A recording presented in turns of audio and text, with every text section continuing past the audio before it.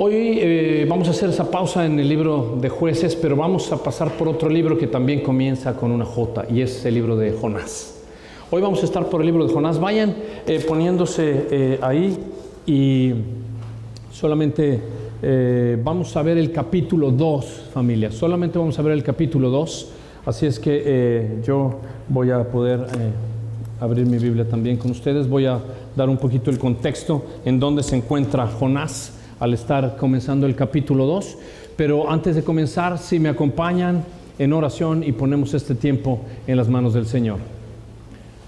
Padre, venimos a ti en el nombre de Jesús, agradecido, Señor, de la oportunidad que tú nos das, de que cada uno de los hermanos que están aquí sentados, pudiendo estar en otro lugar, Señor, han decidido sacar un tiempo para venir aquí, Señor, a tu casa, para poder venir, Señor, y conocerte más, para poder venir aquí a adorarte y alabarte y poder saber, Señor, cuál es el propósito y qué es lo que tú quieres que aprendamos este día. Yo oro, Señor, en tu precioso nombre, Jesús, que todos y cada uno de los que estamos aquí podamos salir de este lugar de manera diferente de como entramos.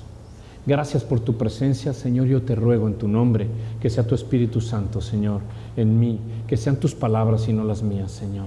Que sea tu mensaje enviado, para lo cual, Señor, tú has traído a todos los hermanos, Señor, y nos has traído aquí a nosotros. Honramos tu nombre, Señor, y proclamamos tu resurrección, Cristo Jesús.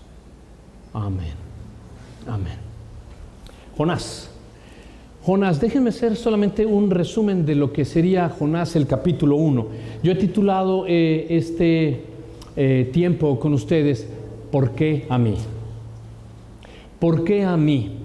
Jonás es un profeta que ya había sido utilizado por Dios y había sido utilizado en el tiempo del rey Jeroboam. Esto era 700 años antes de Cristo. Y Jonás está en este tiempo inscrito en el que ahora vamos a crear el contexto, en una posición bastante interesante, porque Jonás ha sido llamado por Dios con un propósito. Ese propósito el que vamos a ver en un momento, pero cuando Dios llama a Jonás para decirle a Jonás que tenía una tarea y que tenía que ir a Nínive. Nínive era la capital del imperio de Asiria. Era una de las potencias y era uno de los imperios y era una de las ciudades más importantes, pero también era un imperio muy cruel. Era un imperio inhumano. Era un imperio que es como si de pronto hoy le dijeran a un cristiano y le dijeran vete a ISIS y proclama el evangelio. De pronto Jonás ha sido llamado por el Señor a que vaya para allá, a Nínive, y entonces lo que hace Jonás es que va al lado contrario. Jonás recibe el mensaje del Señor diciendo ve y proclama esto, y le va a dar el mensaje, y es un mensaje de denuncia. Es un mensaje que no le va a gustar al pueblo de Nínive, pero Jonás conoce a Dios y sabe que Dios es clemente, sabe que Dios es misericordioso y sabe que Dios es compasible, lento para la ira y grande en misericordia. Y Jonás sabe que va a llegar un momento en el que el Señor, este mensaje en contra de Nínive, después el Señor los va a levantar y va a haber un gran avivamiento. Y Jonás dice, entonces me vas a mandar para que yo venga y proclame esto y después yo voy a quedar mal porque tú los vas a perdonar. Y con lo inhumano que son, con lo crueles que son, con los agresivos y salvajes, Señor, y después los vas a perdonar. No, total, Jonás está en este conflicto y Jonás decide ir al lado contrario. El Señor lo manda a Nínive, tierra adentro, y Jonás decide ir hacia el mar. Él decide descender a Jope, que es un lugar que está muy cerca de Tel Aviv, paga un ticket para subirse en un barco y dirigirse hacia Tarsis. Tarsis es, por ponerlo en un ejemplo, el sur de España. Entonces decide ir a muchos miles de kilómetros lejos de este lugar. Dios prepara una gran tormenta para llamar la atención de Jonás. Jonás está huyendo de Dios y la tormenta hace que la situación esté tan fuerte que el barco... Perdóname. No, está bien. ¿Qué vamos a hacer? Solo que es que tú tienes una voz muy bonita. O es que yo pensé que la oreja mía era grande. Eso, sí. Ahí está. Es por las orejas mías que parecen de un trofeo. Pero... ¿Se oye mejor ahí? Sí. Ya está. Ok, entonces estamos en el barco, hay esta tormenta, y en esta tormenta dice Jonás capítulo 1 que pareciera que el barco se va a romper. Estos marineros experimentados, era un barco muy grande porque el recorrido que el barco hacía no podría hacerse en barcos pequeños. Este era un barco muy grande. Pero estos marineros están en pánico, de tal magnitud que de pronto preguntan a Jonás qué es lo que está pasando. Jonás sabe y reconoce que lo que está pasando proviene de Dios y toma la decisión de que para que ustedes estén salvos, yo me he de lanzar al mar. Tírenme al mar. Y entonces sí, pues bueno, después lo echaron al mar. Y Dios no iba a dejar a Jonás ahí, porque Dios tenía el proyecto de ministrar en Nínive. De manera que aunque Jonás quería tomar su decisión y decir, yo voy a hacer mi voluntad, y tú me has mandado a la derecha, pero yo voy a ir a la izquierda, y se tira al mar a morir. Pero Dios tenía preparado un gran pez, y el gran pez se come a Jonás. Este libro podría parecer mitológico y podría parecer un cuento. La realidad es que Jesucristo habla de este libro como una de las señales que le da a los fariseos y le dice, la señal es esta. Y habla del libro de Jonás, de manera que no es una mitología ni es un cuento, esta es una realidad. Vamos a quedarnos ahí. Vamos a ponernos en el punto en el que Jonás está dentro de la boca del pez. Y acompáñame a Jonás capítulo 2. Este es el entorno donde vamos a comenzar nuestro estudio de hoy. Solamente para anclar al capítulo 2, voy a hacer la referencia de versículo 17 del capítulo 1. Entonces el Señor dispuso un gran pez que se tragara a Jonás, y Jonás estuvo en el vientre del pez 3 días y 3 noches. Ahí comienza nuestra historia. ¿En dónde está Jonás? En el vientre del pez. Así es que ahí está.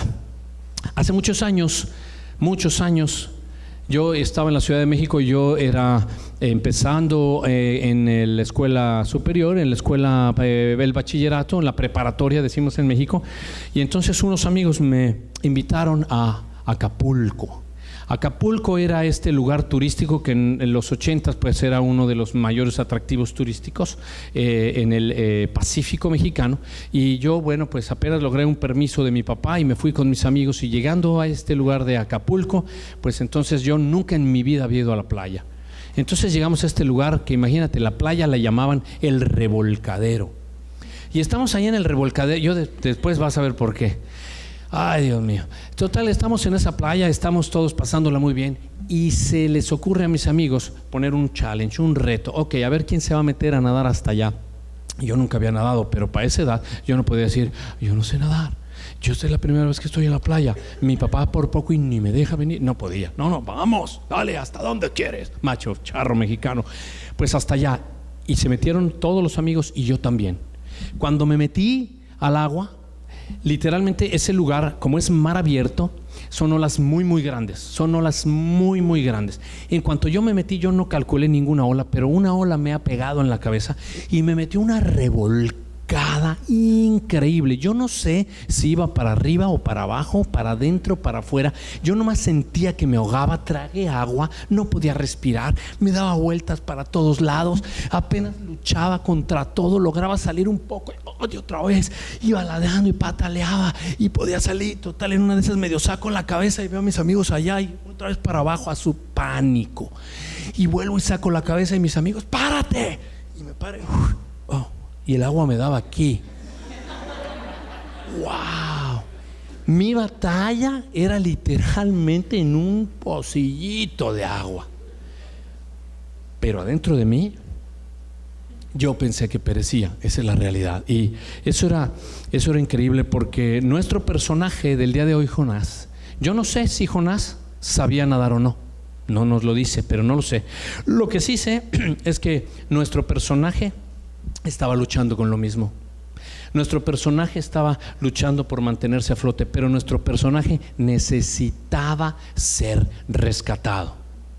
¿Dónde estaba Jonás? Ya estaba a estas alturas del resto de esta historia, lo vamos a ubicar en la boca del pez. Pero va a empezar este capítulo 2 contándonos Jonás cómo fue la historia. Así es que Jonás necesitaba ser salvado, rescatado. Él necesitaba una ayuda externa.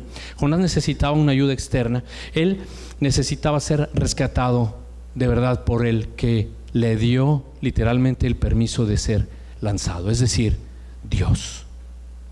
Dios era el único que podía intervenir en la situación en la que se encontraba Jonás. Así es que hoy vamos a ver esta historia y vamos a ver el propósito que Dios tenía para Jonás. Así es que ahí estaba Jonás, y voy, antes de arrancar el capítulo 2, a decirte solamente algo importante. Dios tenía un propósito con Jonás, por lo cual Dios le pone una comisión. En el capítulo 1, Dios en esta comisión lo que hace es que habla a Jonás y le dice, leo para ti el verso 1 y 2 del capítulo 1. Vino palabra del Señor a Jonás, hijo de Amitai, diciendo, levántate, ve a Nínive, la gran ciudad, y proclama contra ella, porque grande su maldad ha subido hasta mí. Así es que aquí está Dios dándole una comisión a Jonás. Jonás lo que está diciéndole en realidad el Señor es 3 mandatos que quiero que tú y yo tengamos claros, porque esto tiene un sentido para mí también. Solamente 3 palabras le da a Dios, que los pone como un mandato. Le dice levántate, le dice ve, y después le dice pregona. Y levántate literalmente lo que quiere decir en realidad es algo muy sencillo. Estos 3 mandatos, el Señor, no son nebulosos, o sea, son bien claros. No había confusión. Levántate, ve y proclama o pregona. Levántate, ve y pregona. No tiene ninguna complicación, no son confusos. El Señor así es. Cuando el Señor te da un mandato, siempre va a ser muy claro. No vas a tener ninguna duda de que el Señor es. Y Jonás está aquí, recibiendo estos mandatos claros, estos mandatos inconfundibles. No tiene excusa Jonás para después decir, es que no sé bien qué me dijiste, Señor. Así es que nuestro primer punto en realidad es que la comisión divina siempre es clara. La comisión divina siempre es clara.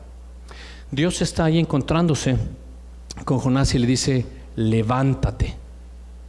Y esta parte de levántate, Dios lo que está haciendo, está preparando personalmente al profeta. El profeta ya conocía a Dios en el tiempo de Jeroboam, ya lo conocía, ya había tenido comunión con él, o sea que ya sabe lo que le viene. Dios, cuando le dice levántate, está esperando de Jonás una acción. Está esperando literalmente que se ponga activo. ¿A qué? Mira esto. Dios, cuando te pone un mandato, es porque ha llamado tu atención. En el libro de Éxodo, en el capítulo 3, está Moisés y él está paseando unas ovejas, y Dios llama su atención con un arbusto ardiente, y llama su atención, y Moisés ve que no se consume y decide ir hacia el arbusto. O sea, Dios, para ponerte a ti en una dirección, primero va a llamar tu atención. No va a haber nada que Dios te dé si no ha llamado tu atención primero. Aquí ha llamado su atención a Jonás. Dios le ha dicho a Jonás, levántate. La actitud de Jonás era estar de pie. O sea, literalmente es ponerse listo, como si Jonás dijera, Señor, heme aquí está tu siervo listo para obedecer. Ahí está Jonás, esa es la posesión. O sea que el elemento de la preparación personal es la obediencia. La obediencia en realidad tiene que ser la preparación indispensable para lo que sigue.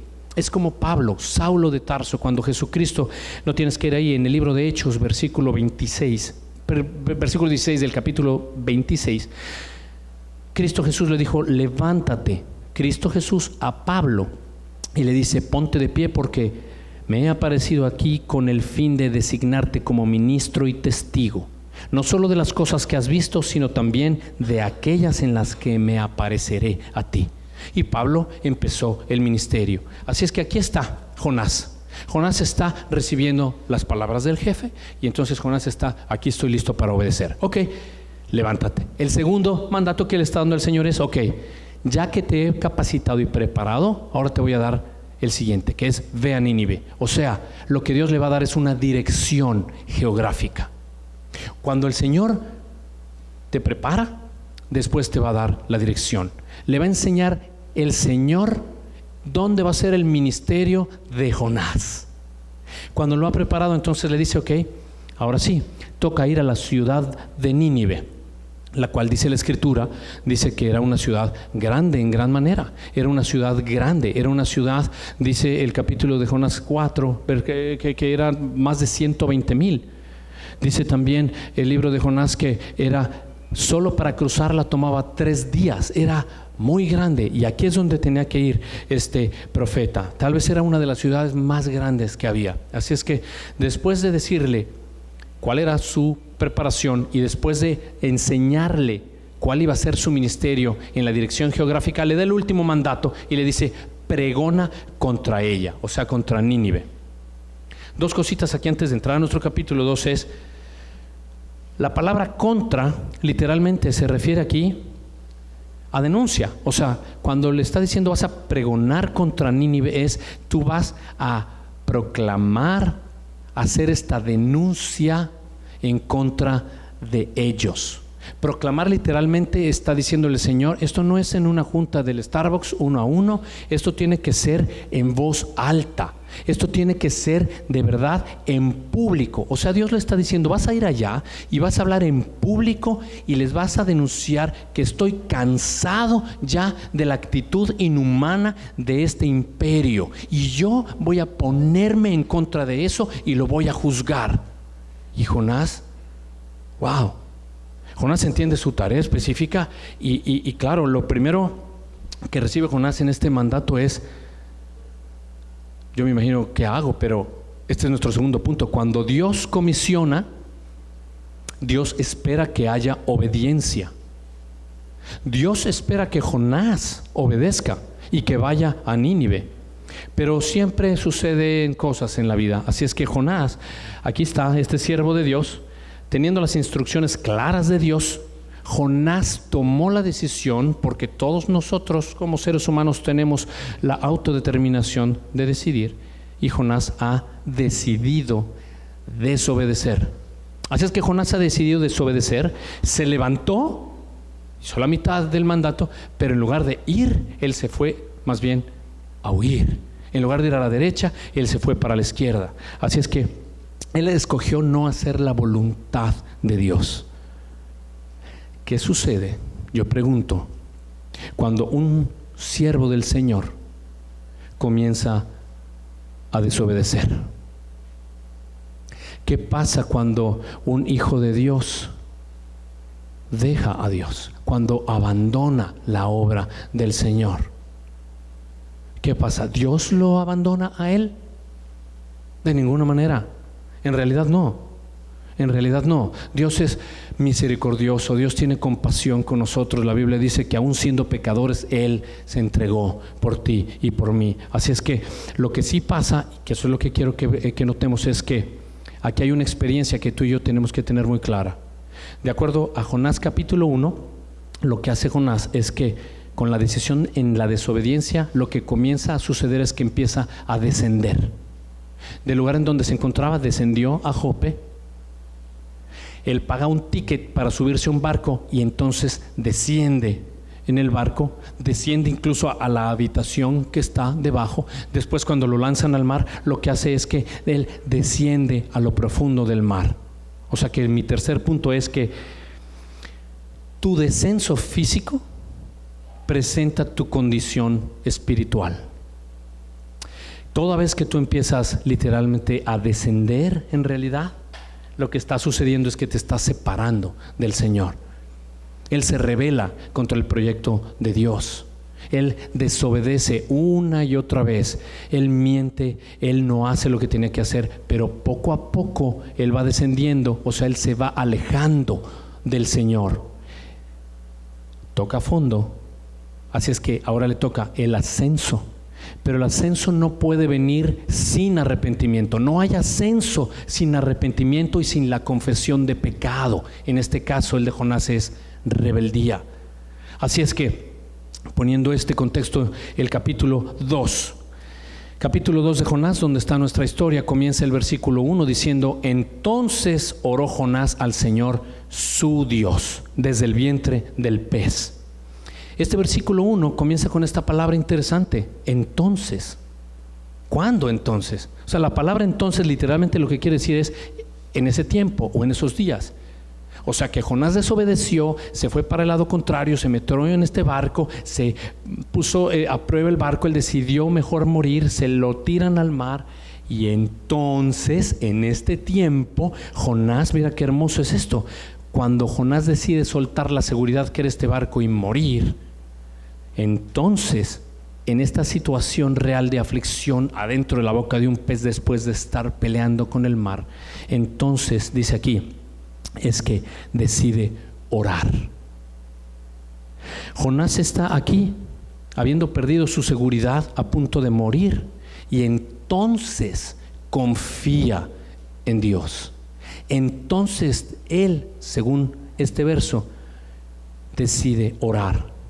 Pero lo que es muy lindo es que el primer paso donde comienza nuestro andar con la fe es cuando deja de ser simplemente Dios y se convierte en, no solamente es Dios, sino se convierte en tu Dios. Aquí este versículo 1 dice, oró Jonás a su Dios. O sea, aquí te das cuenta, ya es tu Dios. Esto es como en el Salmo 23. ¿Te acuerdas, David? Diciendo, Jehová es mi pastor y nada me faltará. Y esta es una de las características más hermosas de poder pertenecer al rebaño del Señor, cuando te reconoces como su oveja.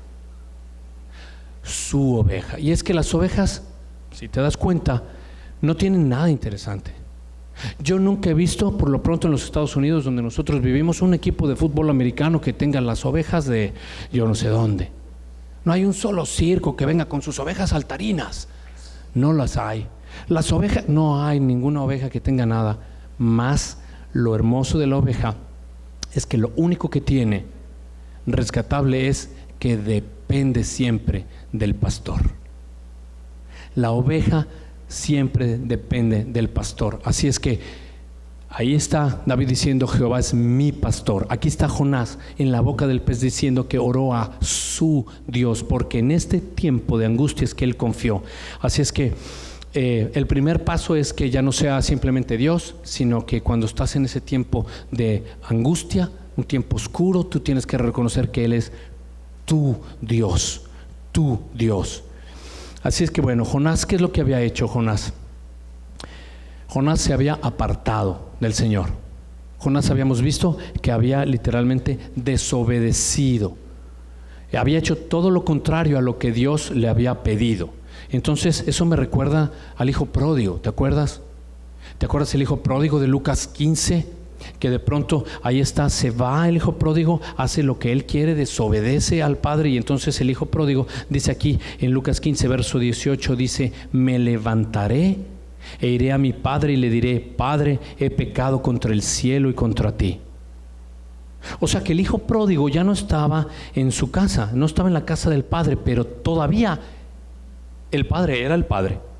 O sea, si tú has desobedecido a Dios hoy, si tú te has apartado de Dios, si tú te has alejado de Dios, Dios todavía sigue siendo tu Dios. Dios todavía sigue siendo tu Dios. Dios te ama. Y aunque tú te hayas equivocado, aunque tú hayas cometido un error, aunque tú hayas pecado, aunque tú hayas huido, aunque tú te hayas alejado del Señor, Él te ama. Y Dios quiere en verdad que tú clames a Él y Él te responderá. Dios quiere que tú confieses que la has embarrado. Dios quiere que tú confieses que tú te has equivocado. Y aquí está Jonás, versículo 1, dice, oró Jonás a Jehová desde el vientre del pez. Y esto es muy interesante porque Jonás está aquí y dice que Jonás oró a Jehová desde el vientre de un pez. ¿Te imaginas tú si el vientre de un pez fue para Jonás su lugar de adoración? Créeme que cualquier lugar puede ser tu lugar de adoración. Tú no necesitas esperarte al domingo, no necesitas esperar que nadie venga a tu casa, no necesitas sino estar en el momento correcto, en la circunstancia en la que tú reconoces que necesitas a tu Dios y clamar a Él. De manera que entonces tu lugar de adoración puede ser tu carro. El lugar de adoración puede ser tu trabajo, el lugar de adoración puede ser el cuarto que tú tienes en tu casa. Lo único importante es que tú tienes de verdad que reconocer que el lugar correcto para adorar a Dios es tu corazón. No importa en dónde estés, pero que sea lo correcto, tu corazón. El versículo 2 dice, invoqué en mi angustia a Jehová. Él me oyó desde el seno del Seol, clamé, mi voz oíste. O sea que Jonás está ahí en la boca de ese pez, en el estómago, en el vientre, y reconoce que está en angustia y dice, y te invoqué. Dice, invoqué en mi angustia a Jehová. Y lo más hermoso es que dice que Jehová en la angustia de Jonás le oyó. Mira lo que dice, no tienes que ir ahí. El Salmo 22, versículo 24. Porque él no ha despreciado ni aborrecido la aflicción del angustiado, ni le ha escondido su rostro, sino que cuando clamó al Señor, el Señor lo escuchó. En el tiempo de angustia, te das cuenta, fíjate que la palabra angustia en realidad se puede traducir como angosto, estrecho, como apretado. O sea, es cuando estás en aprieto. Cuando estás ahí en aprieto es cuando sueles caer en el error de no orar. Cuando estás muy afanado con los problemas, cuando estás en muchos aprietos, ni te acuerdas siquiera de clamar al Señor. Y lo que está hoy dándonos a entender la palabra de Dios es que es ahí cuando más necesitamos orar. Cuando estamos en aprietos es cuando más debemos de clamar al Señor, como lo hace Jonás. Y no importa la condición en donde estemos, no importa la condición en la que estemos, Dios nos quiere oír. Mira lo que dice el Salmo 120, versículo 1. En mi angustia clamé al Señor y Él me respondió. ¿Viste qué hermoso el Señor? En mi angustia clamé. Clamé literalmente quiere decir desesperadamente le grité. Y oí, o oyó, o oíste, lo que quiere decir es que es escuchar con atención. O sea, este salmo lo que dice es esto: Dios está escuchando con atención los gritos desesperados de ayuda. No importa dónde estés, mi hermano. No importa la situación en la que tú te encuentres ahora. No importa si es una situación de enfermedad, de angustia, si estás pasando por una situación financiera, si tienes una situación emocional, una situación laboral, si estás sin angustia, no importa en dónde estés. Puede ser que estés en la boca de un pez, pero Dios está ahí con los brazos abiertos para ti. El Salmo 50, mira lo que dice, verso 15. Invócame en el día de la angustia, yo te libraré y tú me honrarás. Hebreos 12:1, Pablo escribe diciendo que hay una gran nube de testigos alrededor nuestro, y se refiere a todos los testigos del capítulo 11, aquellos testigos de fe que pasaron por muchos problemas, muchas batallas, mucha angustia, y sin embargo Dios siempre estuvo con ellos. Y el capítulo 12 dice, ahí tienes todos estos testigos. Entonces dice, quítate las cargas, quítate el pecado y corre con paciencia la carrera que tienes por delante. Y las cargas no son lo mismo que los pecados. Las cargas son las que te ponen los demás. Y la palabra de Dios dice, quítatelas. No cargues ese backpack, porque la carrera no es de 20 metros, es una maratón. Y Pablo dice, quítate ese backpack, quítate esas cargas, quítate todo el pecado, confiésalo. Y dice, y corre la carrera. Y la palabra carrera aquí en Hebreos 12 es la palabra griega agón, de donde viene agonía. Y Pablo dice, esta carrera tiene que ser de agonía, mi hermano. No te esperes en esta maratón del mundo algo como avena y miel. No, este es el mundo, no es el cielo. Aquí tienes que correr, y en la agonía en la que te vas a enfrentar, quítate las cargas. Y dice Hebreos, pero ahora el versículo 2, cuando estás en esta agonía, cuando estás pasando este tiempo de dolor y de sufrimiento, mi hermano, pon los ojos en el autor y consumador de tu fe. Pon los ojos en la final. Por eso Pablo hace este juego como olímpico de lo que son las carreras, los tracks de las pistas, porque existían las carreras, pero con el sentido también de esta agonía que es el batallar. En 2 de Timoteo 4:7 Pablo dice, he peleado la batalla, la misma palabra para agonía. He estado peleando en agonía, dice Pablo. ¿Tú crees que no he sufrido? Y sin embargo estaba en gozo. Y Pablo decía, no quites los ojos de Cristo, no quites los ojos. Yo he ganado la batalla, he peleado la batalla, he ganado la fe. Pablo ha estado aquí en angustia, en agonía, y sin embargo nos recuerda hoy: no te preocupes, pon tus ojos en Cristo. El verso 3 de aquí de Jonás dice: pues me habías echado a lo profundo, en el corazón de los mares, y la corriente me envolvió. Todas tus encrespadas olas y tus ondas pasaron sobre mí. Déjame nada más desmenuzarlo un poquito, porque este es interesante. Dice: me echaste en lo profundo. Y literalmente lo profundo es como las, bueno, en México decimos albercas, ¿cómo sería aquí? Piscinas. Es como las piscinas que tienen dos secciones, la que es bajita, ¿no? Y en el otro lado es lo profundo. Pero yo te cuento, no sé tú, pero en lo profundo no se mete nadie que no sepa nadar. En lo hondo es la gente que sabe nadar. Y él está diciendo, Jonás está diciendo: tú me echaste en lo hondo. O sea, en lo hondo es este lugar donde Jonás no podía apoyar los pies. Lo que está diciendo Jonás: estoy en este lugar donde no estoy seguro, donde en verdad estoy angustiado porque no toco, estoy ansioso porque no estoy en control. Me echaste ahí. Y dice: en medio de los mares estoy inseguro y sin apoyo. Dice: en medio de los mares. ¿Qué quiere decir en medio de los mares? Literalmente busqué y quiere decir en medio de los mares. No hay tierra, no hay una isla, no hay un lugar donde Jonás pudiera, en esta batalla, ¿te imaginas Jonás batallando y pataleando y tratando de mantenerse a flote en estos mares que se mueven para arriba y para abajo? Y trata de buscar ya desesperado una puntita ya de una isla donde, pues, aunque sea, trato de nadar, pero no ve nada. Está literalmente en medio del mar. Y dice: me rodeó la corriente. O sea, Jonás está diciendo ahí: el mar está tan movido.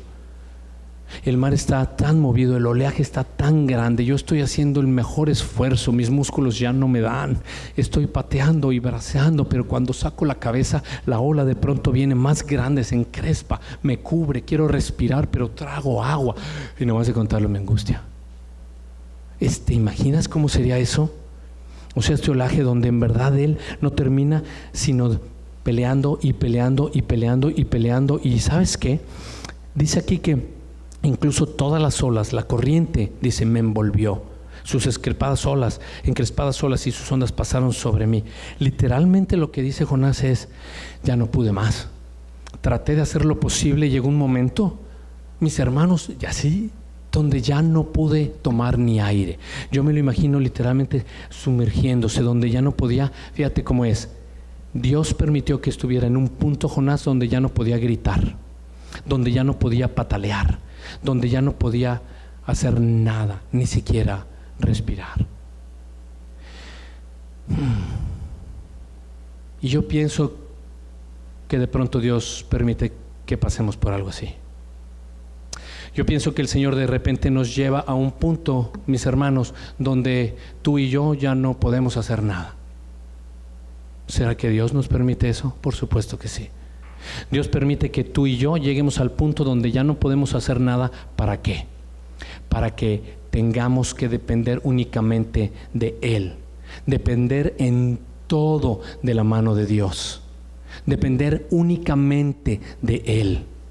Y yo me recuerdo cuando yo estaba haciendo telenovelas que decidí entregar mi vida a Cristo, y cuando el Señor me enseñó que yo tenía que depender únicamente de Él, yo como Jonás no hice caso y desobedecí.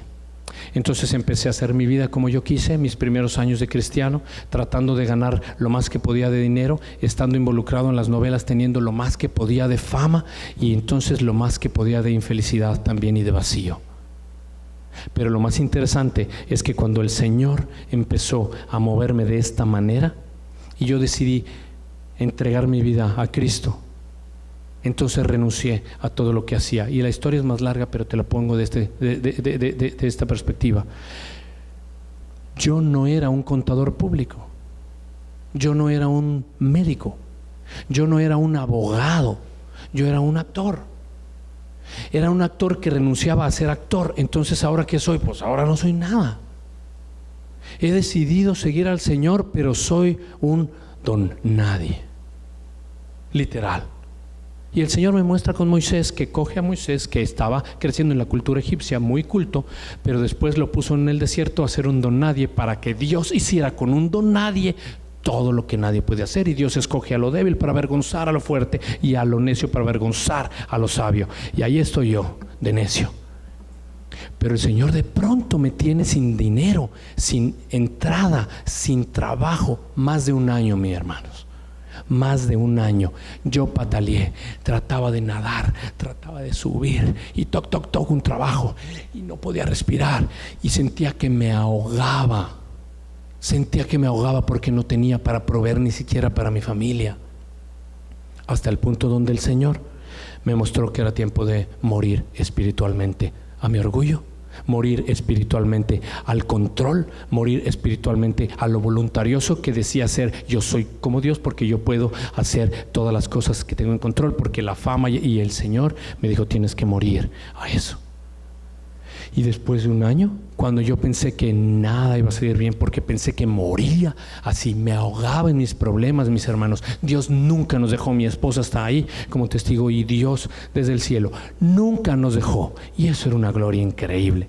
Cada mes Dios proveía, cada vez Dios se revelaba, cada vez Dios nos mantenía en la gracia. Pudimos probar su mano de una manera espectacular, viviendo en un tiempo oscuro, en un tiempo donde pensábamos que las cosas no iban a salir, pero Dios tenía su mano en nosotros. Y quizá tú estás esta noche así y dices: ¿sabes qué? Yo he querido obedecer al Señor, pero de repente cuando más centrado estaba en el Señor, y yo venía aquí a Calvary, y yo estaba con mis tiempos devocionales, y de repente me corrieron del trabajo. Quizá ese sea tu pez, mi hermano. Quizá ese sea tu pez. José en la Biblia, su historia después de que lo meten a una fosa y lo quieren matar los hermanos, lo venden y lo ponen como esclavo en la casa de Potifar, y todos, la mayoría conoceremos esta historia, pero resulta ser que la esposa de Potifar quiere seducirlo, quiere llevarlo a tener intimidad con él, y él decide no dejar todo correr, y por hacer lo bueno, entonces está ¿en dónde, hermanos? En la cárcel. Quizá ese fue su pez. La cárcel quizá fue el pez de José, pero Dios lo sacó, y conocemos la historia. Dios me sacó y conocemos mi historia. Aquí estoy, a Dios sea la gloria. Y Dios sacó a Jonás. Así es que no te preocupes por el momento que está pasando, clama al Señor. En el momento de angustia, clama al Señor. Seguimos, mira dónde estamos. Entonces, cuando llegamos entonces a estar en este punto como estaba Jonás, donde ya no sirven tus fuerzas, donde ya no te sirve nada, entonces el versículo 4 nos dice qué es lo que hizo el Señor con Jonás. Versículo 4. Entonces, mira, otra vez la palabra entonces, ¿no? Habíamos dicho que esta palabra es así como y en ese momento, o en esos días. En ese momento, por ponerlo así. Entonces Jonás dijo: he sido expulsado delante de tus ojos, he sido desechado delante de tus ojos. ¿Qué quiere decir Jonás con eso? Dice: mas aún veré tu santo templo. Fíjate aquí qué interesante.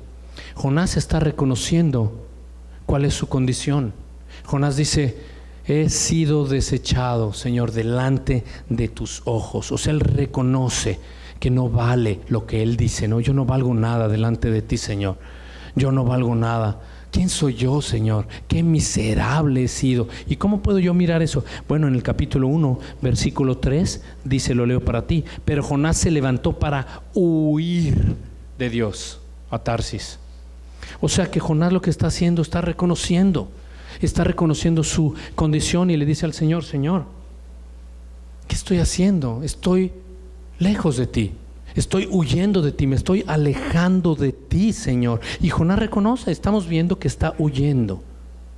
O sea que, hermano, si tú de pronto reconoces que estás huyendo del Señor, si reconoces que estás lejos de la iglesia, si reconoces que no somos de pronto lo que el Señor quizá quiere que seamos, si tú reconoces que no somos nada, Señor, mira, es que no te estoy sirviendo, Señor, mira, es que yo quisiera hacer las cosas así, yo quisiera ser útil, Señor, yo quisiera que hicieras algo con un tipo como yo en mi experiencia lo pongo todo esto como unas excusas que le dan mantenimiento a mi orgullo, porque solemos decir: Señor, si tú supieras quién soy, oh, me usarías grandemente en este lugar, Señor.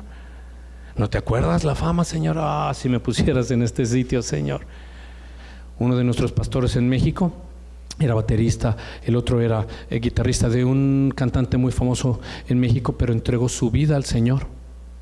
Y entonces dijo, claro, con la fama que tenemos vamos a glorificar a Dios. Y se unieron los dos, hicieron una banda y nadie fue. Por 2 años el Señor no permitió que fuera nadie para quebrantarle la gloria a este muchacho, para mostrarle que lo que hacía era pura excusa para mantener su orgullo. Y así el Señor nos hace.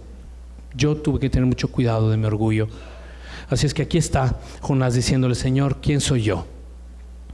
¿Quién soy yo? Tenemos que tener cuidado de decirle al Señor quién somos. Que no crezcamos y que pensemos que el talento y los dones que Dios nos haya dado es, Señor, yo te voy a ayudar en este lugar, vas a ver que yo puedo. Hay que estar solamente listos para que el Señor nos guíe. Pero Jonás está en la barriga de este gran pez y te aseguro que debe decir, como yo lo dije alguna vez, ¿por qué a mí, Señor? Como lo habrá dicho José, como lo habrá dicho Daniel, ¿por qué a mí? Y aquí están. Aquí está. Entonces, vamos a ver la siguiente parte del verso que dice, mas aún veré tu santo templo. O sea, lo que Jonás está diciendo, en verdad, mi Dios, yo no voy a apartar mis ojos de ti, tú eres todo para mí, tú eres la primera necesidad, Señor, yo te amo y quiero seguir contigo. Y el versículo 5 dice, las aguas me rodearon hasta el alma. Así que cuando tú sientes que las aguas te consumen, te ahogas y tú mueres, cuando sientes que te estás ahogando, cuando sientes que estás en una situación donde no hay aire que te dé como vida, cuando sientes que estás mal, solamente no preguntes por qué a mí, Señor. Solamente clama al Señor, solamente clama a Él. Y Dios tiene un pez preparado para ti. Dios tiene un pez como lo tenía para Jonás. Dios tiene un pez para ti. Dios no está jugando, Dios es el Salvador.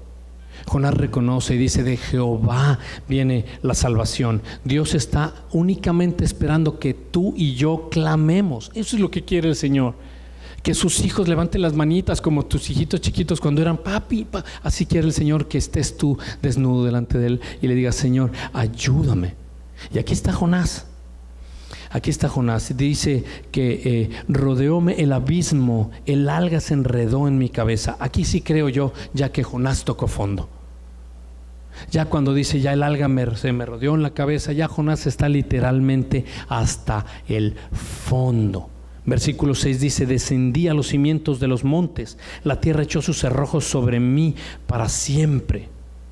O sea que para Jonás el saltar o el haber sido lanzado de la barca fue únicamente el primer paso. Eso fue lo primero que le pasó. Pero de pronto se da cuenta que está ahí en la superficie, que está batallando con él, que está luchando con su propia carne, con sus decisiones, con su manera de ver. Él no quiere morir, él está peleando y él está haciendo grandes cosas por salvarse. Lucha, hace todo lo posible en su fuerza y de pronto dice aquí que toca fondo. Y es interesante porque yo creo, mis hermanos, que en realidad, estoy hablando espiritualmente, pero yo sí creo que Dios quiere que nosotros muramos al 100%, no al 80%. O sea, Dios no quiere que tú mueras el 80%. Él quiere que tú mueras a todas las áreas de tu vida que te separan del Señor. Él quiere que mueras por completo. Mi hermano, Dios y la Biblia no hablan en ningún lado de mejorar. Lo que tenemos es que morir porque Él es el único que tiene la capacidad de hacer renacer lo muerto. Yo soy la resurrección. Dios es el único que tiene capacidad de levantarte de ahí. De hecho, la Biblia no habla de mejorar, sino de nacer. Jesucristo le dice a Nicodemo, de cierto te digo que es que necesario, ¿no? Que tú nazcas de nuevo. O sea que eso es lo que quiere el Señor. El Señor quiere que nazcas de nuevo, no que mejores. Y aquí está. ¿Te imaginas en la panza del pez? Y dice la Biblia que fueron 3 días y yo me imagino que aquí está apenas en el primer día. O sea, todo lo que le falta todavía. Todo lo que le falta. Dios nos asegura en Filipenses 1:6 que la obra que Él ha comenzado no la terminará hasta el día de Cristo Jesús. Así es que Él va a seguir trabajando con nosotros, pero Él quiere que clamemos. El libro de Efesios 2:1, Él dice que hemos estado muertos en nuestros delitos y pecados. También nos dice que hemos pasado de muerte a vida. O sea, lo que Él quiere en realidad es que entendamos esto, hermano. Él quiere que entendamos que cuando habla de delitos y pecados, como los pecados son nada agradables a Dios porque son la desobediencia a Dios, eso es lo que quiere Dios que tú y yo hagamos morir. Solo piensa en dónde estás fallándole al Señor. Solo piensa por un momento cuando no has sido agradable a Dios, porque Dios hoy te dice, eso hazlo morir. Sepárate de eso. Clama a mí. Quiero perdonarte. Quiero tener una relación contigo. Y sabes que tú y yo tenemos que hacer esto que dice, mira Jonás en el versículo 7, dice, cuando en mí desfallecía mi alma, del Señor me acordé y mi oración llegó hasta ti, hasta tu santo templo. Y eso es lo que yo creo, porque Jonás a partir de este verso 7 lo que empieza es a contar el proceso. Él empieza a contar cómo es que le fue en esa otra parte de la historia, pero dice algo que a mí me fascina. Él dice, cuando mi alma desfallecía, hizo una cosa. Jonás, mira lo que hizo, me acordé de Dios. Me acordé de Dios. Jesucristo en Lucas 18 le dice a los apóstoles, les da una instrucción de orar para no desfallecer, para no desmayar. Si tú lo inviertes es el resultado. Pues si estoy desfalleciendo es porque no he orado. Le dice, tienes que orar para no desmayar. ¿Por qué desmayo, Señor? Porque no has orado.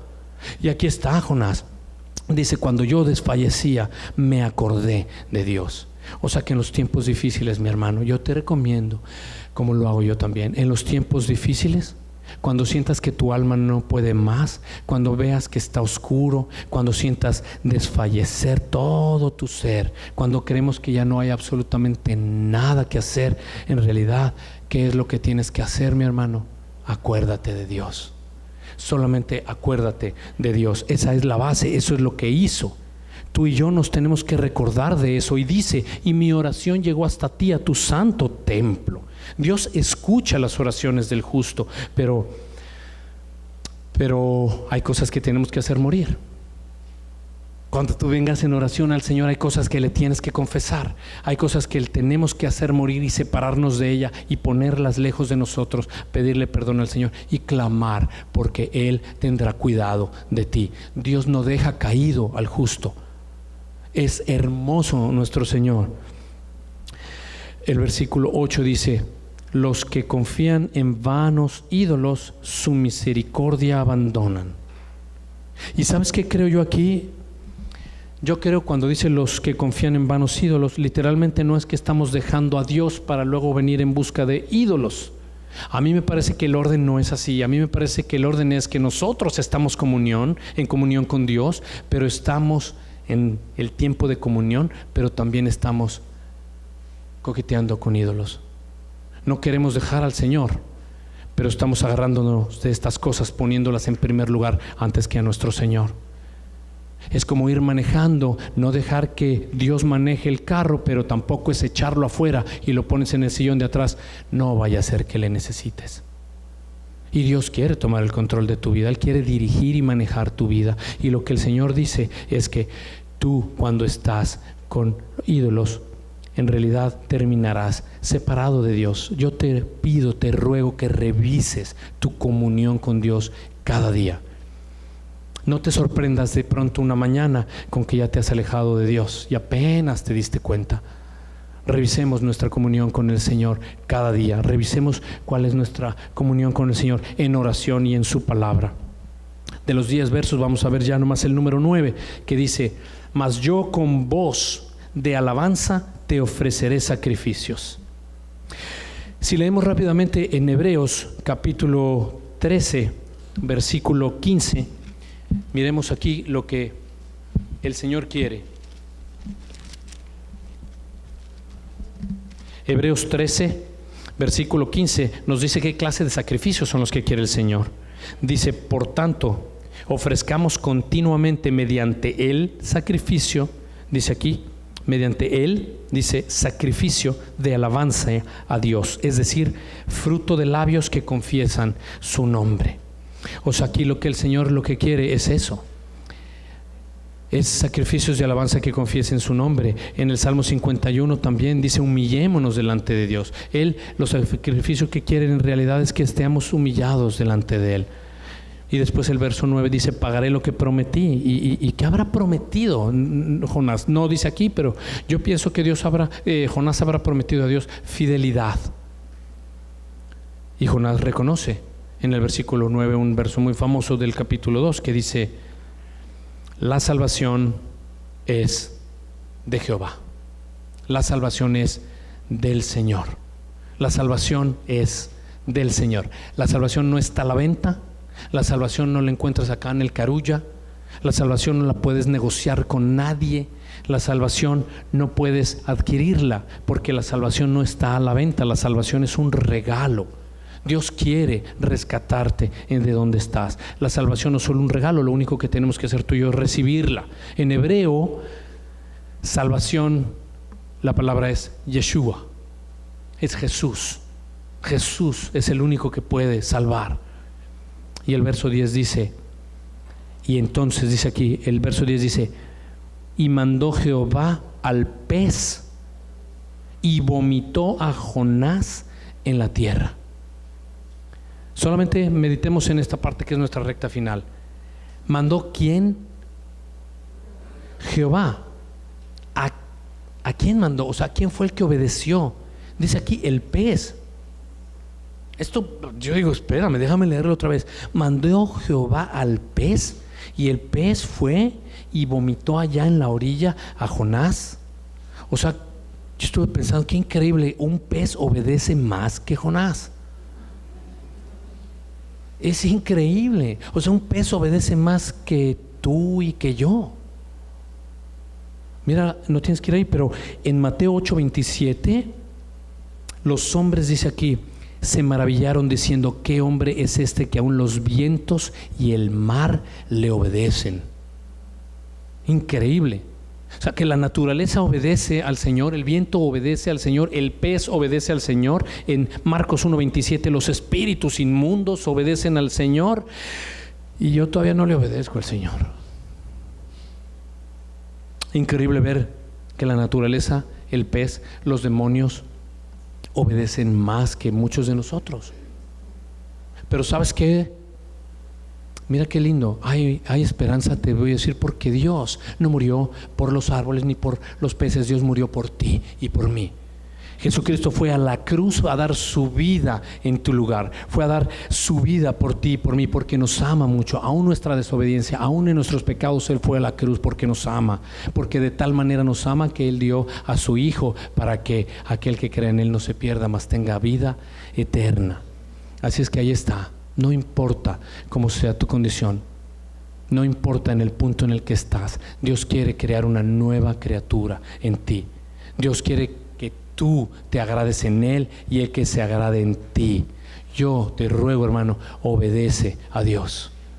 Obedezcamos juntos a Dios.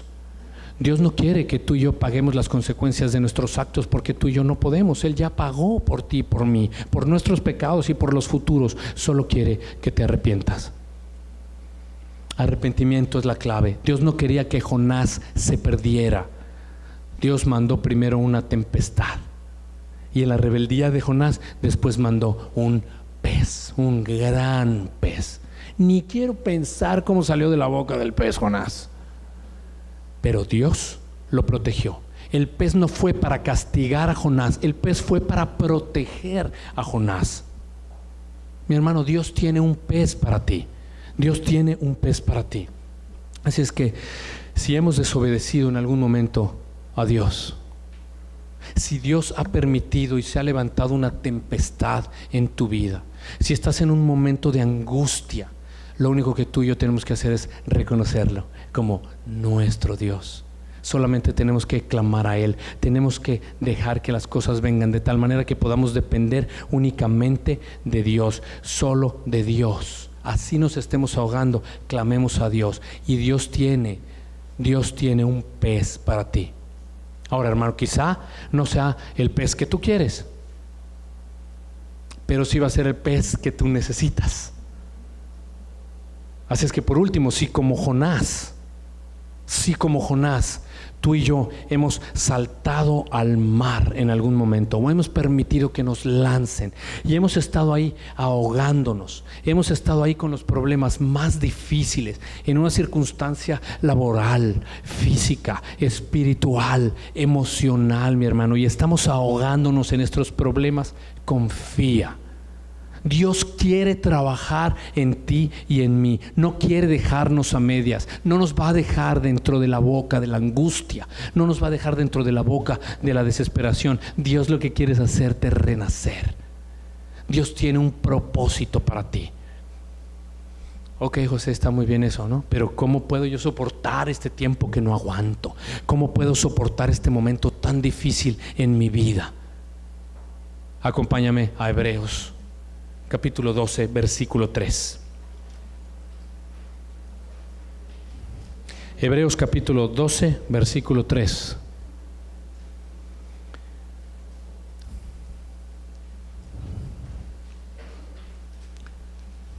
Yo quiero que lo veamos ahí y lo leamos juntos, porque esta es una de las cosas que creo que Dios quiere que oigamos esta noche para poder descansar cuando estamos en un tiempo difícil.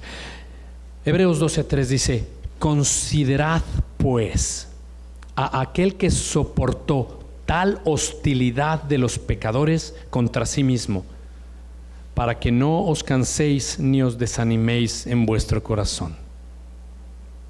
¿Estás en un tiempo difícil?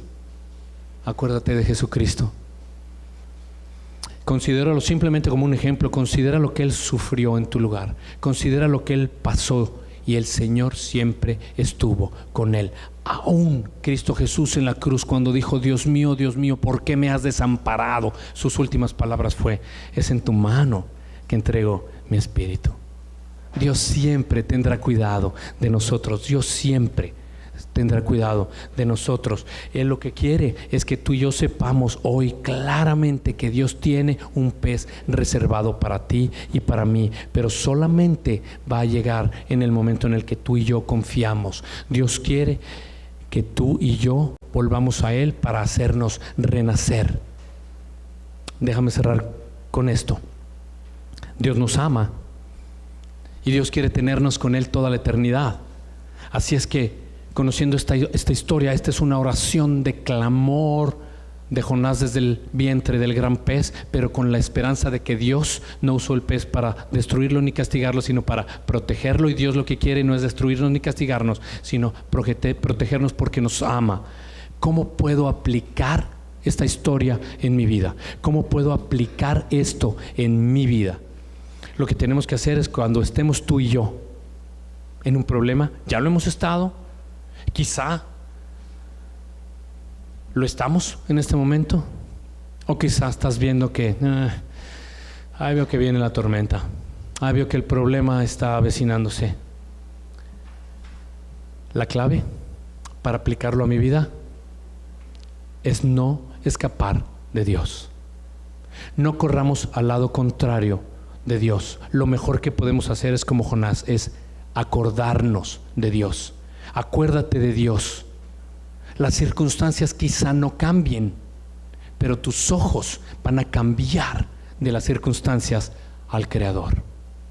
Quizá las circunstancias no cambien, pero mis ojos sí van a cambiar. Mis ojos se van a dirigir ahora al lugar correcto, al fin, al autor y consumador de la fe. Y vamos a dejar de ver la tempestad para poder dejar de ver el mundo y enfocar nuestros ojos en Cristo. Poner los ojos en aquel que nos está sosteniendo. Yo quiero pedir, si tú estás en esas circunstancias, si tú estás en un momento donde tienes tu ojo y tu corazón puesto en la angustia, en la desesperación, si tú no ves cómo salir del túnel, yo te cuento, hermano, que la Biblia no dice que tienes que ver, lo que tienes es que saber.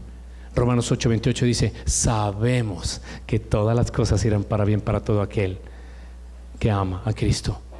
Así es que si tú estás en un lugar hoy de oscuridad o en la boca de un pez, si estás pasando por una situación difícil, mi hermano, no nos alejemos de Dios. Acerquémonos a Dios y clamemos a Él. yo quisiera orar por ti. Yo quisiera que tú entregues toda tu desesperación y tu angustia el día de hoy al Señor. Yo quisiera, si tú estás en un punto en el que crees que no vas a salir, que sepas que Cristo está aquí para ti, que sepas que el Señor tiene hoy para ti un abrazo y tiene Dios para ti la solución que quizá tanto estás pensando. Ahora al final, en cuanto nuestro grupo de alabanza termine la canción, vamos a tener aquí a compañeros y vamos a estar nosotros. Si tú quieres que oremos por ti, si tú necesitas oración, si tú necesitas al Señor hablar y confesarle, aquí vamos a estar.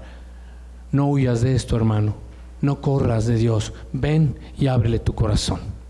Que Dios les bendiga. Vamos a orar juntos. Padre, venimos a ti en el nombre de Jesús. Te damos las gracias, Señor, porque la única manera, Señor, de poder entender eso es cuando te miramos a ti, Señor. Nos da miedo, Señor, cuando sentimos que estamos desbalanceándonos, Señor. Nos da miedo cuando sentimos que no estamos pisando en lugar seguro. Nos da miedo confiar, Señor. Nos da miedo, Señor, creer. Nos da miedo, Señor, seguir. Y eso es porque estamos desenfocados de ti. Señor, yo te pido en tu precioso nombre, Jesús, que todos el día de hoy podamos ir en paz sabiendo que tú eres la solución, sabiendo que tú eres el autor de nuestra vida y que tú tienes cuidado de nosotros. Lo único que quieres es que clamemos. Señor, clamamos a ti por tu poder y tu espíritu en cada uno de los corazones necesitados, Señor.